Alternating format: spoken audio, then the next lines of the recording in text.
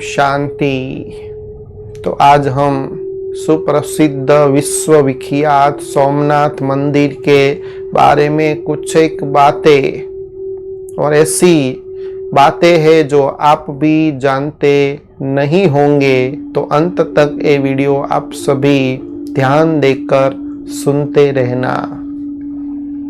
तो भारतीय उपमहाद्वीप के पश्चिम दिशा में अरब सागर के तट पर गुजरात प्रांत में सौराष्ट्र क्षेत्र जो काठियावाड़ी क्षेत्र है, वहाँ विश्वविख्यात सोमनाथ नामक मंदिर में ज्योतिर्लिंगम प्रस्थापित किया है। और ऐतिहासिक कथन के अनुसार ये बहुत ही पुराना मंदिर है। और इस मंदिर में ही एक दूसरा स्थान है, जो स्थान है भालका तीर्थ, जिसका भी बहुत ही गायन है, उल्लेख है। तो ये भालका तीर्थ स्थान में लोक कथा के अनुसार जब स्वयं श्री कृष्ण जी यहाँ विश्राम कर रहे होते हैं, तब जरा नामक व्याध माना शिकारी श्री कृष्ण के पैर के अंगूठे को हिरण की आंख मानकर उनके ऊपर वो तीर चलाता है। और ये श्री कृष्ण की ही लीला होती है, जिसके कारण वो उसी स्थान पर अपना देह त्याग करने के बाद वैकुंठ में चले जाते हैं। और इसी स्थान में भालका तीर्थ मंदिर बनता है, वो भी बहुत ही प्रसिद्ध है। तो अभी हम सोमनाथ के मंदिर के साथ कौन सी कहानी जुड़ी हुई है, कौन सी कथा जुड़ी हुई है, वो हम जानेंगे। कैसे सोमनाथ के मंदिर की शुरुआत हुई। तो दक्ष प्रजापति की 27 कन्याएं थी। सभी 27 कन्याओं का विवाह चंद्रमा चंद्रदेव के साथ हो जाता है। तो 27 चंद्रदेव की पत्नियां रानियां थी, परंतु चंद्रदेव का विशेष अनुराग व प्रेम रोहिणी नामक रानी के ऊपर था, जिसके कारण बाकी की जो उनकी रानियां थी, पत्नियां थी, वो अप्रसन्न रहती थी, उनको अच्छा नहीं लगता था। तो ये अपनी व्यथा कथा सुनाने के लिए अपने पिता दक्ष प्रजापति के पास सभी जाती है और अपनी व्यथा कथा सुनाती है। इसके कारण दक्ष प्रजापति अपने दामाद चंद्रदेव को, चंद्रमा को बहुत समझाते हैं। बहुत समझाने के बावजूद भी रोहिणी नामक रानी से वशीभूत हृदय के ऊपर दक्ष प्रजापति की समझाने की कोई असर नहीं होती है, जिसके कारण दक्ष प्रजापति क्रोधित हो जाते हैं और उनको क्षयग्रस्त श्राप दे देते हैं। तो क्षयग्रस्त साप मिलने पर चंद्रदेव की जो रोशनी होती है, प्रकाश होता है, जो सुधा होती है, वो धीरे धीरे क्षीण होने लगती है, नष्ट होने लगती है, उनकी सुंदरता भी कम होने लगती है और वो रोगग्रस्त हो जाते हैं, जिसके कारण सारा ही जो देवगण था, देवलोक था, सब देवलोक के अंदर और मनुष्य लोक के अंदर, प्राणियों के अंदर भी त्राही त्राही हो जाता है। और खुद चंद्रदेव भी दुखी रहते हैं और चिंतित रहने लगते हैं। तो सभी देवगण और वशिष्ठ ऋषि सहित सभी ऋषि प्राणी जनों का उद्धार करने के लिए और चंद्रदेव को श्राप से मुक्त करने के लिए पितामह ब्रह्मा जी के पास जाते हैं और इसके उपाय के लिए और ये श्राप को नष्ट करने के लिए, ये श्राप का विमोचन करने के लिए सब उनको आज्ञा करते हैं, प्रार्थना करते हैं ब्रह्मा जी को। तब ब्रह्मा जी सभी ऋषियों को और देवों को कहते हैं कि इसके लिए सभी देवों के साथ मिल करके चंद्र देव को प्रभास क्षेत्र के अंदर उस स्थान में शिव जी जो मृत्युंजय भगवान शिव जी है उनकी आराधना करनी पड़ेगी। उस स्थान पर तपश्चर्या करनी पड़ेगी और शिव जी को प्रसन्न करना पड़ेगा और शिव जी ही ये उपाय दे सकते हैं। तो ब्रह्मा जी के कथन अनुसार सभी देवों के साथ चंद्रदेव प्रभास क्षेत्र के पर कड़ी तपस्या आरंभ करते हैं और लगभग 10 करोड़ मृत्युंजय जाप करते हैं और कड़ी तपस्या के बाद और 10 करोड़ मृत्युंजय जाप से साक्षात मृत्युंजय भगवान शिव प्रसन्न हो जाते हैं और चंद्रदेव को अमरत्व का वरदान भी देते हैं और साथ साथ उनके रोग को नष्ट कर देते हैं और एक खातरी देते हैं कि जो दक्ष प्रजापति का जो वचन था उसके ऊपर भी उसकी रक्षा होगी, जिसके कारण प्राणी मात्र भी सब देव प्रसन्न हो जाते हैं और चंद्रदेव पुनः अपने जो प्रकाश है, उनकी जो रोशनी है, उनकी सुंदरता है वो बढ़ने लगती है, अपने सुधा की वर्षण वो पूर्ववत करने लगता है। तो यहाँ पर फिर चंद्रदेव शिव जी को एक प्रार्थना करते हैं कि आप इसी स्थान में पार्वती माँ के साथ रहो, सभी प्राणियों का उद्धार करो। तो सभी देवों का और चंद्रदेव का जो विनंती है, जो प्रार्थना है, वो साक्षात शिव जी मान लेते हैं और ज्योतिर्लिंगम के रूप में पार्वती माँ के साथ इसी स्थान में रहते हैं, जो आज सोमनाथ के मंदिर से जाना जाता है। दूसरा, चंद्र का दूसरा नाम सोम भी है। तो चंद्र ने यहाँ ही इस स्थान पर कड़ी तपस्या की थी, तो उनका नाम सोम था, दूसरा नाम, जिसके कारण इस मंदिर का नाम बाद में सोमनाथ पड़ा। तो अभी हम जानेंगे कि इसके पीछे क्या है इतिहास, ये मंदिर की शुरुआत कब हुई।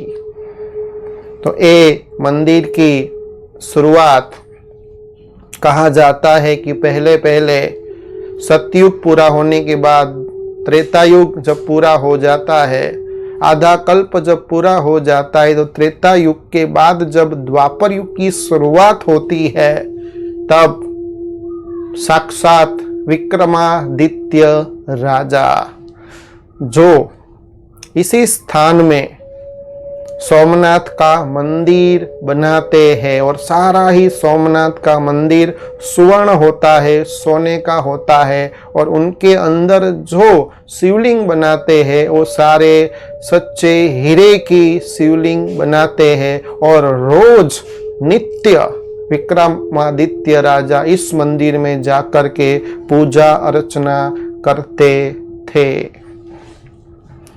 फिर बाद में इतिहास में दिखाते हैं कि अलग अलग व्यक्तियों ने आक्रमणकारियों ने इसके ऊपर आक्रमण किया और इसको नष्ट करने की कोशिश की।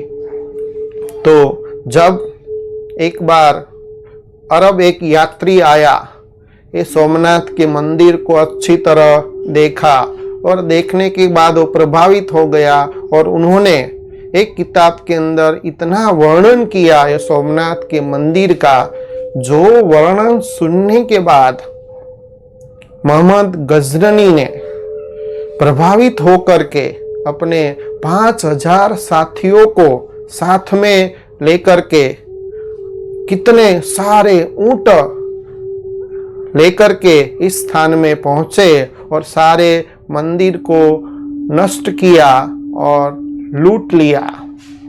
और ऊंट भर भर के सारा ही सोना था, जवाहरात थे, हीरे थे और सब कुछ ले गए। और शिवलिंग जो हीरे का था उसको भी उन्होंने जर्जरीभूत कर दिया। तो बाद में दिखाते हैं कि उस समय जब मोहम्मद गजनवी आया था तो मंदिर के अंदर 50,000 जितने भक्त लोग भगवान की प्रार्थना कर रहे थे, तो 50,000 जो भी हाथ जोड़कर भगवान को प्रार्थना कर रहे थे का कत्ल मोहम्मद गजनवी ने कर दिया। और इतिहास के कथन के अनुसार ये भी बात जानने को मिली कि जो अभी आगरा के किले के अंदर जो देव द्वार है, वो देव जो द्वार है दोनों ही सोमनाथ के मंदिर में लगे थे, जो बाद में मोहम्मद गजनवी उसको उठा करके वहां लगाया है। फिर अलग अलग राजाओं ने इस मंदिर का जीर्णोद्धार किया, पुनः निर्माण उसका हुआ और लास्ट में 1955 लोखंडी पुरुष सरदार वल्लभ भाई पटेल ने इस मंदिर को जीर्णोद्धार किया, पुनः निर्माण इसका किया। और फिर बाद में डॉक्टर राजेंद्र प्रसाद राष्ट्रपति ने भारत देश को इस मंदिर को सुप्रत किया और विश्व प्रसिद्ध फिर बाद में हुआ। तो इस मंदिर की खासियत ये है कि इस मंदिर के 3 खंड है, 3 विभागों में ये मंदिर को विभाजित किया गया है। एक है गर्भगृह और दूसरा है नृत्य खंड और तीसरा है सभा खंड। और सभी एक शिखर के ऊपर है और शिखर की ऊंचाई 150 फीट है और वहां ही एक बहुत बड़ा कलश है जिसका वजन 10 टन जितना है और उसके ऊपर 27 फीट ऊंचाई एक ध्वज लहरा रहा है। और ये सोमनाथ का मंदिर जिस स्थान पर स्थित है उसके आजू बाजू 10 किलोमीटर एरिया में और दूसरे 42 जितने मंदिर भी है।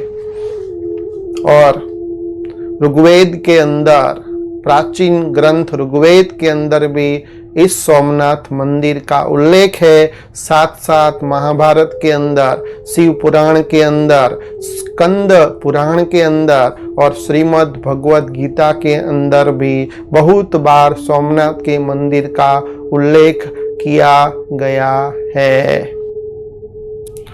और दूसरी मंदिर के साथ ये भी बात जुड़ी हुई है कि जो भी यहाँ पर्यटक आते हैं, जो भी दर्शनार्थी दर्शन करने के लिए आते हैं, जो भी यात्रालु आते हैं, जब वो पूजा पाठ करते हैं, यहाँ प्रार्थना करते हैं, मंदिर के अंदर आराधना करते हैं, तो उसके जन्म जन्मांतर के जो पाप है वो नष्ट हो जाते हैं। और लोक कथा के अनुसार ऐसी मान्यता इस मंदिर के साथ जुड़ी हुई है कि ये जन्म जन्मांतर के पाप तो दग्ध हो जाते हैं, परंतु साथ साथ जो मोक्ष का जो मार्ग है वो भी सुलभ हो जाता है। और दूसरा, वो व्यक्ति का जो पूजा पाठ करता है सच्चे दिल से, तो उनके जितने भी लौकिक कार्य होते हैं, पारलौकिक कार्य होता है, वो सारी प्रवृत्ति ही सफल बन जाती है। ऐसी मान्यता इस मंदिर के पीछे छुपी हुई है। तो अभी हम जानेंगे कि ये सोमनाथ के मंदिर के पीछे क्या है आध्यात्मिक रहस्य। ऐसी कौन सी आध्यात्मिकता है जो आज भी हम जानते नहीं है। तो आप सभी को पहले सुनाया कि सोमनाथ का मंदिर द्वापर युग में स्वयं विक्रमादित्य राजा ने बनाया था पूजा करने के लिए, और सारा ही सोने का बना था, और उनके अंदर जो शिवलिंग बना था सारा ही हीरो से सज्ज था। तो नित्य रोज विक्रमादित्य स्वयं उसके मंदिर में जाता और पूजा आराधना करता था। तो अभी आप अच्छी तरह से सोचिए कि द्वापर युग में विक्रमादित्य राजा के पास कितना सोना होगा, कितना हीरे होंगे, जिससे उन्होंने सारा मंदिर सोने का बनाया और शिवलिंग सारे सच्चे हीरे से बनाया। तो द्वापर युग में इतना सोना, इतना हीरा, तो द्वापर युग के पहले त्रेता युग आता है और त्रेता युग के पहले सतयुग आता है। तो सोचिए कि सतयुग में कितना सोना होगा, कितने हीरे होंगे। तो सतयुग वो नई दुनिया है, सतयुग वो सतो प्रधान दुनिया है, जहाँ श्री लक्ष्मी और श्री नारायण का राज्य होता है। जो श्री कृष्ण और श्री राधा वही श्री लक्ष्मी और श्री नारायण बनते हैं। वहाँ सभी के जो महल है वो सोने हीरो से सुसज्ज होते हैं। इसलिए भारत देश को कहा जाता है कि पहले भारत देश सोने की चिड़िया थी, प्रकृति भी सतो प्रधान थी, जहाँ देखो पत्थर के समान सोना था। तो दूसरा वास्तविक अर्थ असल में ये अर्थ है कि सोमनाथ तो मृत्युंजय साक्षात भगवान शिव का दूसरा नाम सोम है।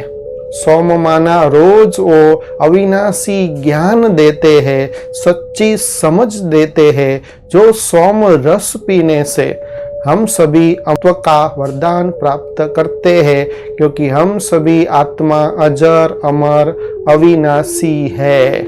आत्मा कभी भी मरती नहीं है। और जब ये शिव जी के पास से सोमनाथ माना भगवान के पास से हम ये सोम रस पीते हैं, तो आत्मा इतनी शक्तिशाली बन जाती है कि वो मनुष्य में से देव पद को प्राप्त करती है, वैकुंठ को प्राप्त करती है।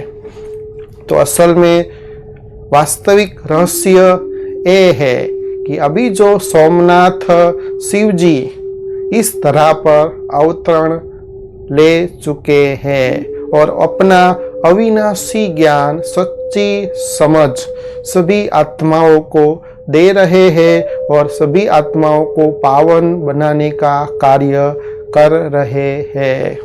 तो जैसे ऐसी लोक कथा है, ऐसी मान्यता है कि सोमनाथ के मंदिर में जाकर पूजा पाठ करने से जन्म जन्मांतर के पाप दग्ध होते हैं, मोक्ष का जो मार्ग है सुलभ हो जाता है, लौकिक पारलौकिक कार्य भी सफल होते हैं। ऐसे ही सोमनाथ जो मंदिर के अंदर ऐसी मान्यता है। तो जो सोमनाथ भगवान शिव जी साकार में इस सृष्टि पर आ गए हैं, जिसका स्वरूप शिवलिंग जैसा नहीं है, शिवलिंग के रूप में हम उसकी पूजा करते हैं, परंतु उनका वास्तविक स्वरूप, वास्तविक आकार ज्योतिर्बिंदु स्वरूप है। इसलिए शिवलिंग को ज्योतिर्लिंगम भी कहा जाता है। तो परमात्मा शिव जी का असली स्वरूप सूर्य के समान है, तेजोमय है, उस स्वरूप का जब आप याद करते हैं, उसकी आराधना करते हैं, उसकी स्तुति करते हैं, महिमा करते हैं, जब उनको याद करते हैं, तभी आपके जन्म जन्मांतर के पाप दग्ध होते हैं और मोक्ष तो मिलता ही है, मुक्ति तो मिलती ही है, और साथ साथ परमात्मा इतना वो भोलानाथ है, जीवन मुक्ति भी देता है। 21 जन्म की, सत्युग और त्रेता युग, आधा कल्प, 25 जन्मों के लिए जीवन मुक्ति देता है, हम सभी को देव पद देता है। तो क्यों नहीं इसका हम लाभ ले। तो आप सभी ने सोमनाथ का मंदिर देखा होगा, अगर नहीं देखा है तो एक बार अवश्य ही उसकी मुलाकात ले, मंदिर के अंदर जाए और शिवलिंग को जब देखे तो उस ज्योतिर्लिंगम परमात्मा को सूर्य के समान देखे और उनकी रोशनी, उनकी शक्ति मुझ आत्मा के ऊपर पड़ रही है और मैं आत्मा शक्तिशाली हो रही हूँ। ऐसे परमात्मा को ज्योति स्वरूप देखते हुए जब उनको याद किया जाता है, तभी जन्म जन्मांतर के पाप दग्ध होते हैं। एक दिन पूजा पाठ करने से, आराधना करने से, मंदिर की मुलाकात लेने से एक दिन से कभी जन्म जन्मांतर के पाप नष्ट नहीं होंगे और मोक्ष का मार्ग सुलभ नहीं होगा। इसके लिए घर जाकर रोज आपको थोड़ा समय निकालना पड़ेगा और जो सोमनाथ साकार में मृत्युंजय भगवान जी आ चुके हैं, उनके बारे में जान, उनको रोज याद करेंगे, ज्योतिर स्वरूप में, ज्योतिर्लिंगम के रूप में, प्रकाश स्वरूप में जब स्वयं को आत्मा समझकर याद करेंगे, उनके जो श्रीमत है, उन्होंने जो अविनाशी ज्ञान दिया है, सोम रस पिलाया है, और रोज उसका पान करेंगे, तभी आप सभी आत्माओं का जन्म जन्मांतर का पाप नष्ट होगा। मुक्ति तो देगा ही परमात्मा, साथ साथ जीवन मुक्ति भी देता है और हमारे जितने भी लौकिक और पारलौकिक कार्य है वो भी सरल बना देगा, सफल कर देगा। तो अवश्य आप नित्य रोज भगवान शिव की आराधना करें, उसको ज्योतिर्लिंगम के रूप में याद करें। अच्छा, ओम शांति।